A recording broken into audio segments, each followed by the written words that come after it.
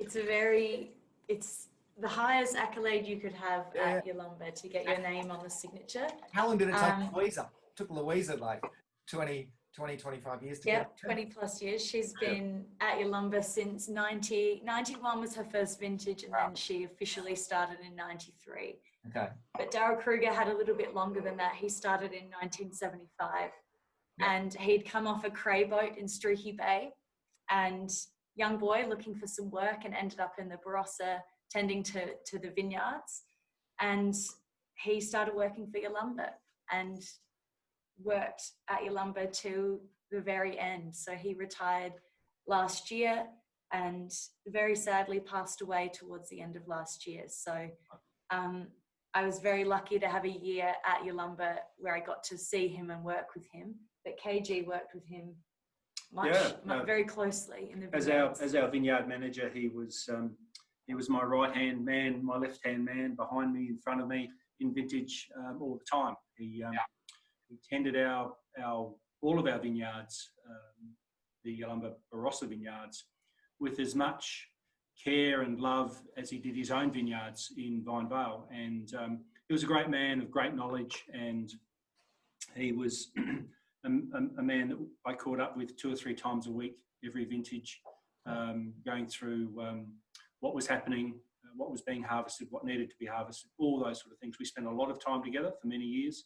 Yeah. And a man that really, the signature as a wine and as a label represents Yalumba.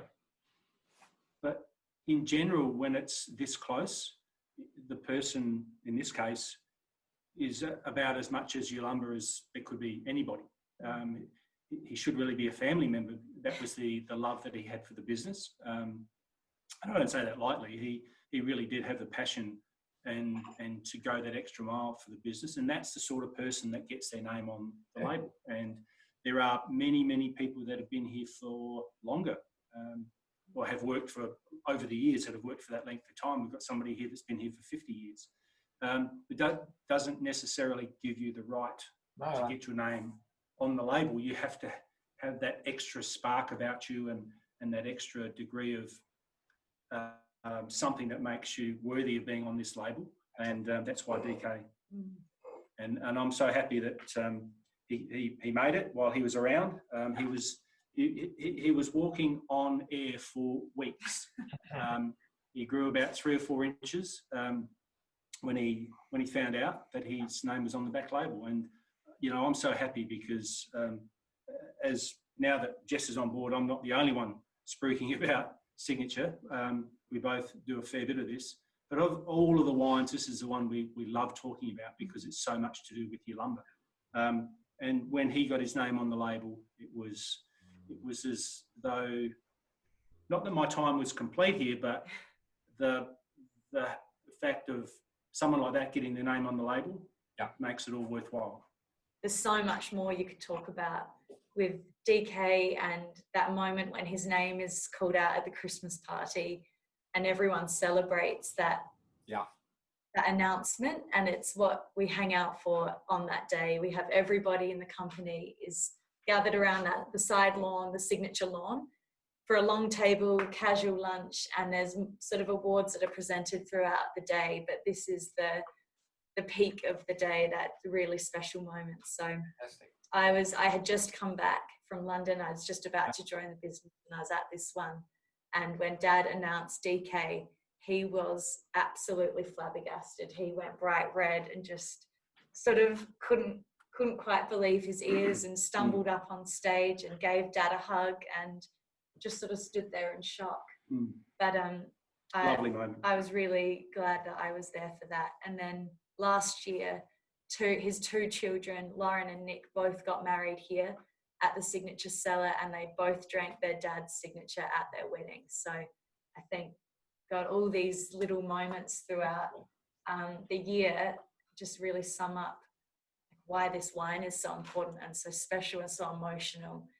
We've talked about this wine so much over the last 12 months, and every time you start to talk about it, you can feel that sort of knot forming in your throat, and it just is such an important wine to all of us here. Lovely. Is there before the Christmas party, is there a bit of a tote? Are people betting on who's going to be the We do. Do you do that? Those names We are- don't formally do bets, but we always talk about it. The marketing team's a little bit more Yeah. gambling. But as I said, it's not just years of service. Yes, that's one thing, but it's contribution and contribution in the right way and at the right time. And I think Robert's a very smart man, and I think he has a knack of selecting a name at the right time as well, for where things are at. And I say that because of in the 2000 vintage of Signature, when that was released under the Peter Lehman name, because Peter worked at Yalumba in the late 1940s. It was his first winemaking gig. And the 2000 was certainly, as a vintage, is not the greatest vintage in the Barossa, but we had a pretty smart wine, and it's coming to the end of its cellaring life now as a 20-year-old. It's certainly never one that was going to go for 30 or 40 years. But Rob decided, in his wisdom, to put PL on the label, and I think that goes to another level of getting people's attention. And I think that's what I'm talking about, is that there's a lot of people that he could choose from to put on this label, but it's all done for the right reasons at the right time. I'm not envious of that decision. I would hate to have to. One day it will be your job. I don't know. It's pretty tough. There's a long list of people that are deserving of their name on the label. And we've had multiple people some years when you just can't separate them. But it's a tough call. I think your dad would struggle with it occasionally as well. I'm sure he would. Yeah. I'm sure he'd have plenty of sleepless nights over to going the wrong way. It's not his favourite job. That's for sure. No. So then obviously 2015 vintage, Barossa, it's quite a generous kind of signature. Would you think?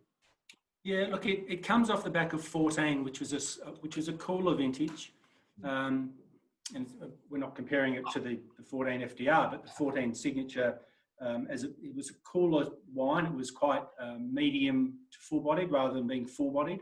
Cooler effect of fruit flavour and nice richness and generosity. A lovely, lovely wine. 15 gave us a more traditional Barossa vintage, a bit warmer, less rainfall, drier conditions. So you're going to always get those riper fruit flavours. So you then automatically head into darker fruits, dark plums, richer concentration.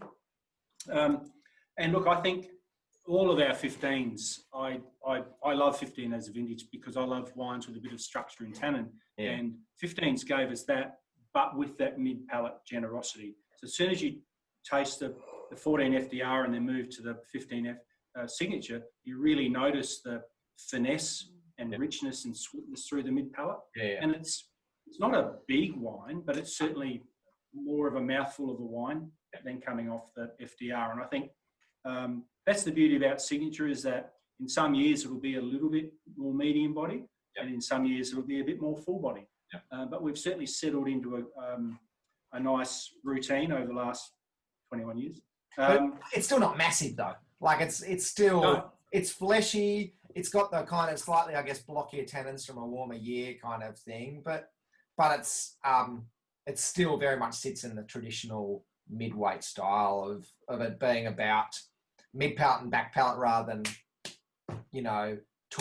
front palate richness and smash in the face kind of fruit. I think that still surprises people. I think like when you see a Cabernet Shiraz labeled Barossa, that's exactly what you expect. And then every time we open this wine for people, they always comment on that mid-palate, the mid-weight, and that elegance and finesse of Signature. I think it's not what they expect, and we've been making it in a style like this for a long time, but it's still that surprise. From a percentage point of view, we aim for mid-50s Cabernet and mid-40s Shiraz. So 55, 45, 53, 47, somewhere around about that. And the reason for that is we want enough Cabernet to be, so it still have Cabernet flavour, but it's got to have the generosity of Shiraz in it, which is why it's more than the FDR. There are a couple of vintages that have been higher, closer to 60%, but in general, it's in those low to mid 50s. And intriguingly, it's when we do lineups, which we haven't done a full lineup for a long period of time, but we do look at decades of signature or wines from different decades. And given different winemakers, different vineyards, different eras, different winemaking styles, a lineup of wines is generally always signature. And that's the intriguing thing about this wine, is that the winemaker puts their heart and soul into the wine to be representative of all of the wines that have gone before it. Yeah. But they're trying to make the best possible wine that they can to stand alone. But when you do look at them in a lineup, they all look like signature. And that's the great thing. Yeah. And the Cabernet, you own the Cabernet vineyards? No, we don't. Unfortunately, most of our top-end wines, we own small bits and pieces of mainly Shiraz. Yep.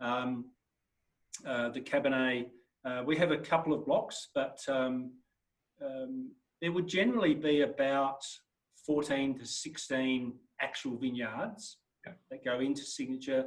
And within that, there are multiple Shiraz and Cabernet options within those. So there's probably 20 to 22 or 23 or 4 different blending options that go into signature every year. Yes, there's a consistency in the top half a dozen, 3 or 4 cabs and 3 or 4 Shirazes, and then there's others that make their way into it. So it's a very complex wine to blend, looking at that consistency. I mean, the last vintage was more firmer and younger and tighter and all that kind of thing. But I really like that wine though. Like, it's just, but you could easily drink that. So easily drink that now though. Absolutely. So One of the, which I think sometimes oh, sorry. Go. I think you go. Sometimes people think of younger drinking styles not a great wine, whereas I personally am. I don't believe that at all. I think it doesn't need to. A great wine doesn't need to live forever. Absolutely. A great wine can be. I think the movement that we've had at Yalumba in the last 6 or 7 years to finesse our top end wines, which has flowed down to our seniors collection, is really about maintaining style, but trying to bring in a drinkability to the wines at release. So wines like Signature, most years they should be given a good decant, they will be drinkable. Octavius as well, and Menzies. Yep. So we're trying to make them as approachable at release, but still retaining their essence of a wine that has the inherent quality to go the journey that people would expect them to. So that's where we've refined and I guess really worked on behind the scenes stuff, winemaking stuff to get them to that point. And we're really seeing that with our 15s coming off the back of the 14s.